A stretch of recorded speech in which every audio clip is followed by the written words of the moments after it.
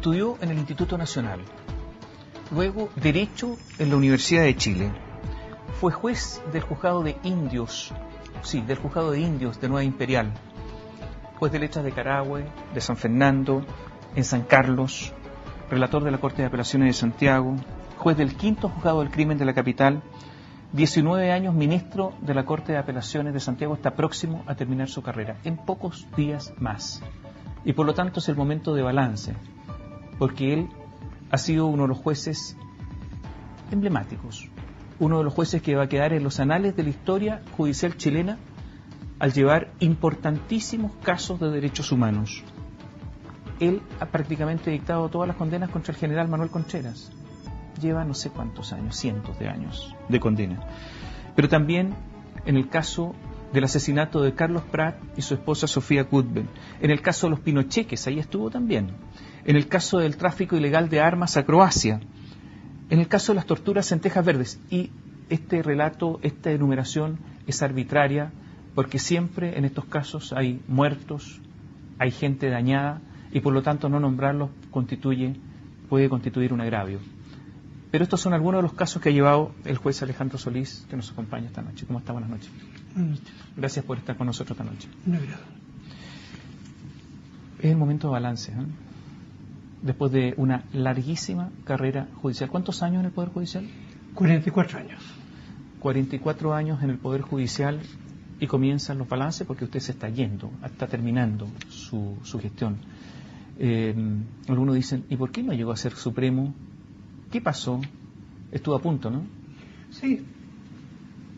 Hace poco, hace algunos años. Postulé y empaté en votos con otros colegas, y en el sorteo perdí en 2 ocasiones, y estimé que era mejor seguir trabajando en lo que estaba, que era el proceso por derechos humanos. ¿Qué? ¿No tuvo los méritos? ¿Qué pasó? ¿Se ha hecho la pregunta a sí mismo? ¿Qué pasó? Yo diría que son muchos los factores que convergen en una decisión de ese tipo, en formar la quina para la Corte Suprema, pero preferiría, como algo que me toca muy a fondo, contarlo de esa manera únicamente. ¿No quiere hablar más? ¿Criterios políticos? A lo mejor. ¿Sí? ¿Sospecha que hay criterios políticos? O de otro tipo. En el nombramiento de otros jueces, ¿hay criterios políticos? Salgamos su caso. No sabría decirlo porque no me constan personalmente. Y como juez estoy acostumbrado a hablar de aquello que me consta y que he podido comprobar. ¿Influencia? ¿Tráfico de influencia? Es posible. No lo estoy asegurando, pero es posible. ¿Besa mano? No tanto. Anteriormente sí, pero en la actualidad diría que no tanto. 45 años en el Poder Judicial, un poder al que se le ha criticado fuertemente porque no actuó, los que lo critican dicen, no actuó como debió haberlo hecho en los tiempos de la dictadura del general Pinochet para defender a las personas, que se presentaban recursos de amparo, y estos recursos eran rechazados en forma prácticamente automática, y la resolución de rechazo era prácticamente la misma. ¿Usted participa de esa crítica? ¿No participa de esa crítica? Yo participo de la crítica en el sentido de que en aquel tiempo habían miles de familias que estaban esperando saber el paradero del desaparecido y no tenían respuesta.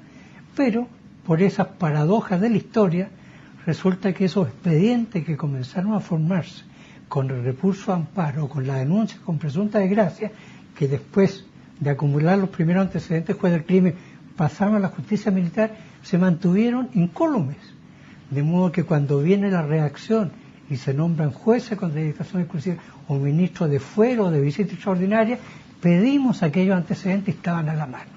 Entonces diría que por esa paradoja de la historia, aquello sirvió como primera piedra al edificio que comenzamos a levantar respecto de cada una de las víctimas de violaciones de los derechos humanos. Y alguien le dirá, eso es ver el vaso medio lleno. Si alguien ve el vaso medio vacío, podría responderle, sí, si hubieran actuado a tiempo, se habrían preservado vidas, se habrían salvado vidas. ¿Usted participa de esa crítica? Es posible, sí, pero yo haría hincapié en que se ha dado un vuelco fundamental en la visión que tenemos o que tiene la justicia respecto a estos casos. ¿Los jueces de ese tiempo fueron cobardes?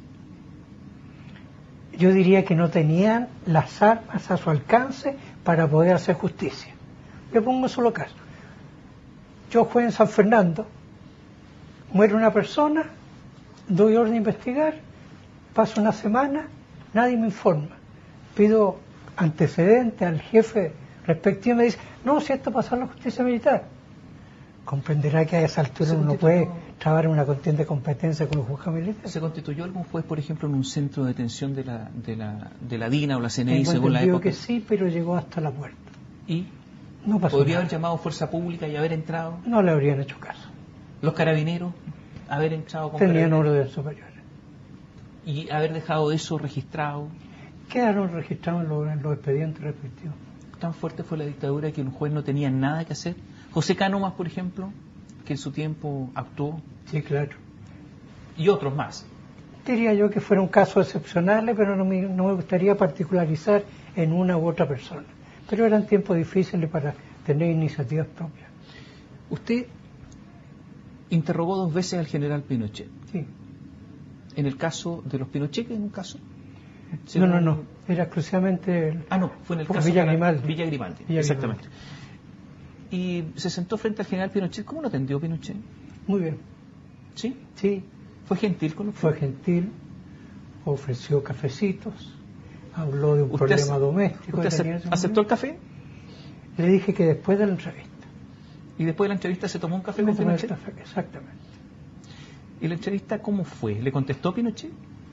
En algunas cosas sí, pero me llamó la atención, en ese tiempo ya se estaba hablando de los informes de facultades mentales que le eran desfavorables. Sin embargo, yo llevaba una pregunta que fue muy especial. Le dije, ¿usted se acuerda del obispo Hertz? No me diga nada, ese no era obispo, era un comunista. Me estaba hablando de una entrevista que se había producido 30 años antes. ¿Por qué? Porque el obispo Hertz recopiló todos los antecedentes de sacerdotes que habían sido víctimas de detención o de tortura y se los llevó. Y entonces cuando lo vio le dijo, usted no es cura, es comunista. Bueno, eso se acordaba el general Pinochet, por lo tanto no me quedó duda que sus facultades mentales en el momento que yo lo estaba interrogando estaban incólumes. Era capaz de relacionar hechos, de contar anécdotas. Exactamente, sí. Por lo tanto, usted cualquier informe médico lo desechaba. Exacto. Por su convicción personal. Exactamente. Dejé constancia en el acta que había contestado en forma coherente y asertiva. Pinochet murió sin ser condenado. Exacto. Para usted, ¿qué significa eso? ¿Un Me fracaso? acuerdo que un periodista me lo preguntó y yo le dije, en términos procesales, el sobreseimiento del general Pinochet es por muerte, no es por ser declarado inocente. ¿Es un fracaso? Yo diría que no. Porque se hizo el esfuerzo como para llegar a un término procesalmente adecuado. Actuó la justicia tarde y le hago esta pregunta porque las causas contra Pinochet se iniciaron por una querella. ¿Sí? Una querella de Gladys Marín. ¿Sí? ¿Y no podría un juez haber comenzado un juicio con un autocabeza proceso y haber empezado a investigar al general Pinochet sin esperar esta querella? Yo diría que no estaba el ambiente como para que nadie actuara de oficio. ¿Los jueces operan en base a ambientes? Es que no operan por sí mismos. Yo necesito organismos auxiliares que me colaboren. Imagínense una orden de investigar una cosa así. Pero aquí la colaboración fue una simple querella de una dirigente política comunista. Podría un juez haber empezado un proceso sin problema. Claro, pero esto permite abrir la puerta diciendo, si está querellado el general Pinochet, necesitan desaforarlo. Por lo tanto, si hay que desaforarlo, y habían tantas causas que había acumulado el ministro Guzmán, que eran más de 200, que la excelentísima Corte Suprema no pudo menos que decir, un solo hombre no puede llevar todo esto. Nombremos distintos ministros o jueces con delegación exclusiva para que ellos se aboquen a este conocimiento. Tenía tanto poder Pinochet que el ambiente no estaba, ¿no? No hablaría de poder, yo diría que las condiciones mismas del país no meritaban otra cosa. Mirando a un telespectador, ¿sí? ¿Qué se le puede decir? ¿Qué le puede decir un juez diciendo, mire, a veces las condiciones no permiten hacer justicia, no somos capaces? Un ciudadano queda inerme porque lo único que tiene es un juez, un ciudadano de la calle. ¿Qué le puede decir usted a un ciudadano, mire, a veces no hay condiciones y esto podría incluso volver a repetirse? No sé si me salgo un poco de la especificidad de la pregunta, pero el caso 29, del patio 29 me ha pasado. Yo he tenido reuniones con los familiares, 120 126 personas cuyos restos quedaron en el patio 29. Y van 40 años. Yo he tenido que hacer una reunión para decirle, sabe que los informes científicos me dicen que esos restos que a usted le entregaron no corresponden a su deuda. Tengo que pedirle perdón en nombre del Estado. Pero comprenderá que en la época en que le entregaron esos restos, el único antecedente científico era poner una foto sobre el cráneo. Y según los puntos de contacto podrían decir, sí, parece que es fulano de tal. Cuando yo, hace 3 años, asumí el caso Patio 29, reuní a todos los familiares y le dije, aquí tenemos 3 opciones. Primera, decirle efectivamente, los restos que usted recibió son de su deuda. Segunda, fíjese que se equivocaron, no son de su deuda. Y la tercera, que yo era la más dramática, fíjese que no sabemos si corresponde o no a su deuda, porque hay 30 osamentas que son de NN. Y esa explicación mucha gente me la aceptó, que ha quedado satisfecha, aunque sea un paliativo mínimo, con esta explicación dicha por un juez. ¿A cuántos años ha condenado el general Contreras usted? ¿Lleva la cuenta? ¿Tiene una estadística? No, más de 200 años seguramente. Me han dicho 400. No, pues posible, no sé. Sí, no como le digo, no sé, sería un capricho empezar a sumar penas. No, porque a veces se bajan las penas que uno impone, así que no se pierde la cuenta. Volvemos no tiene mayor interés, diría. Sí, claro, no va a vivir tanto. Volvemos en un instante.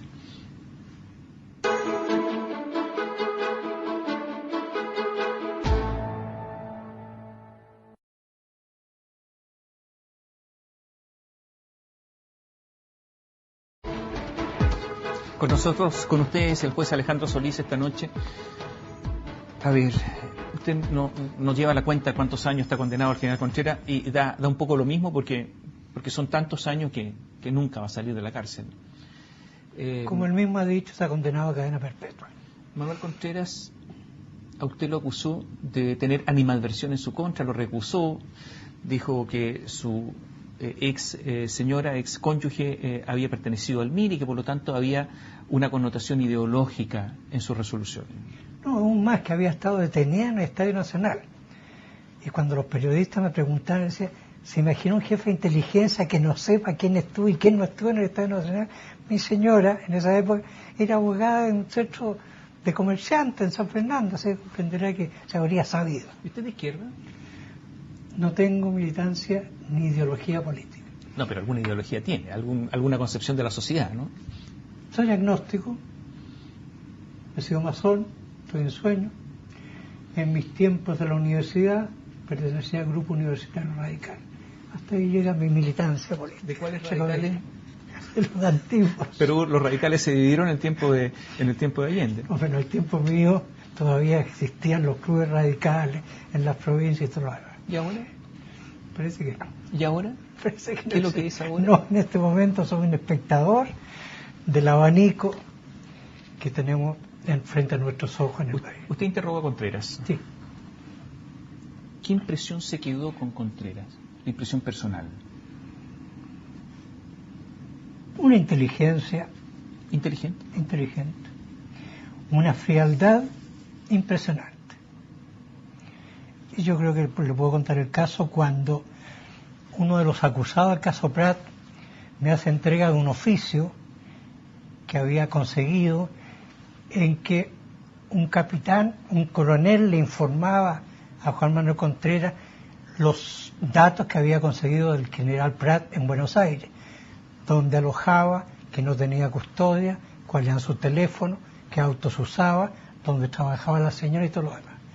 Cuando cité a este oficial y le pregunté por el documento, obviamente se checó.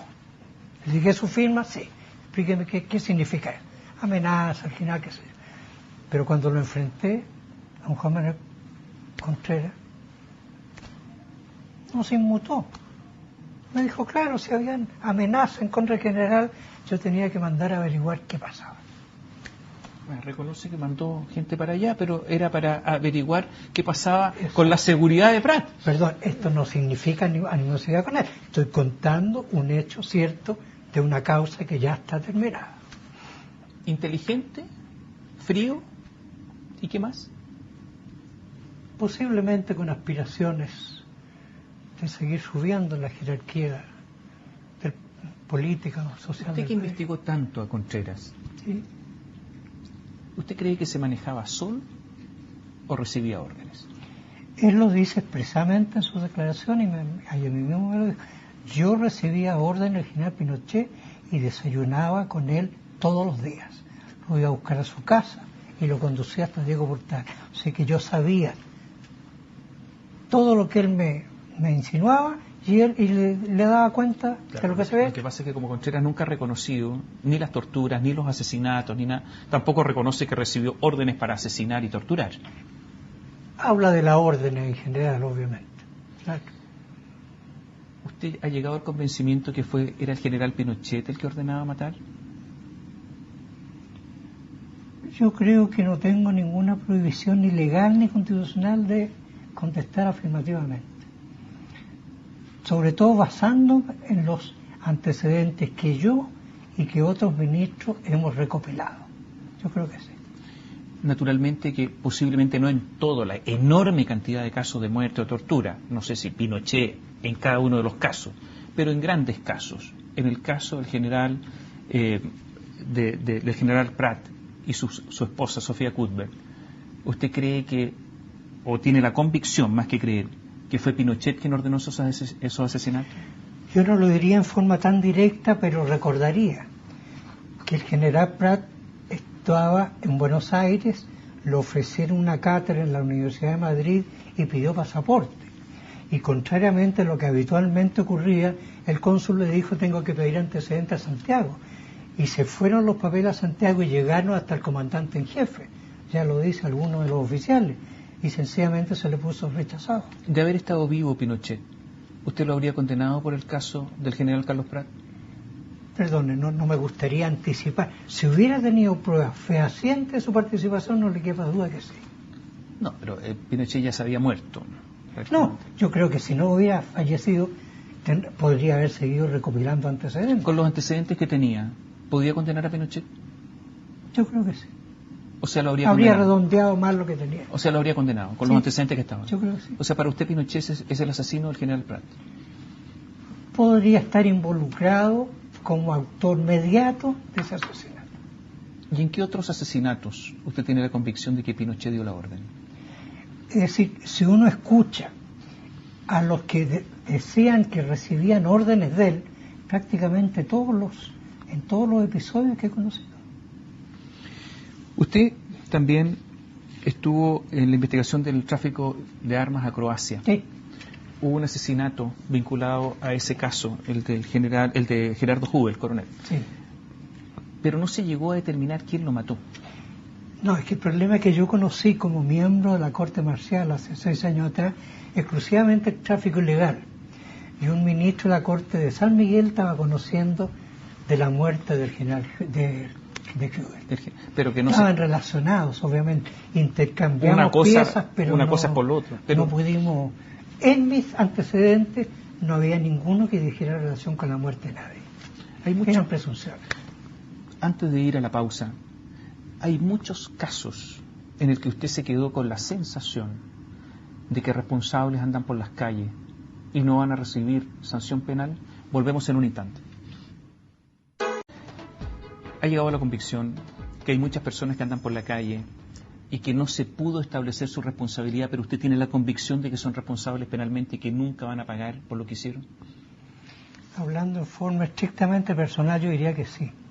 En muchos procesos tuve la convicción de que había participación de ciertas personas que obviamente no voy a mencionar sus nombres, pero quedé con la sensación de que si hubiera tal vez prolongado la investigación o haber obtenido otros antecedentes, habría otras personas que hoy día andan en la calle y que también tendrían que haber sido procesadas. ¿Piensa en alguno en particular?